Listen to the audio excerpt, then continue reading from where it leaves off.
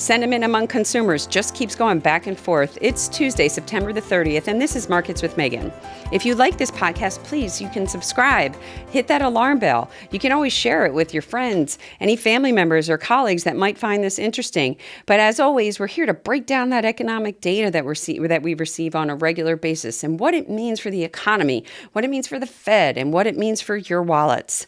Today, we're here to talk about the September reading on consumer confidence. And unfortunately, we saw this weaker than expected across the board. So consumer confidence, the headline reading fell to a 5-month low.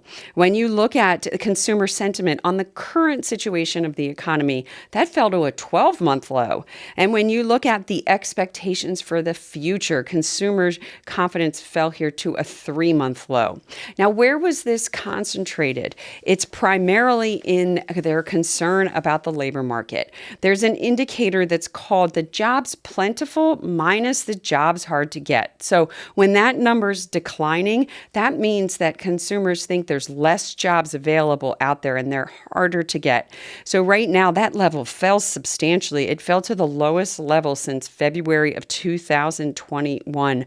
So consumers are suggesting that jobs are much harder to get than they have been since 2021. What's also interesting is when you break down these confidence numbers by income range, this is no longer weakness at the lower income level. The biggest decline for the month of December was actually in those incomes over $125,000. This, in our opinion, is a negative for consumer spending. We keep seeing these weak numbers and it's not contributing to the monthly sales numbers that we see. But if you look historically, consumer confidence and spending do have a pretty high correlation. So we may be going into a challenging fourth quarter of this year from a spending perspective. That's all we have here. It's if you'd like a history of our podcast, you can go to marketswithmegan.fm. Thank you.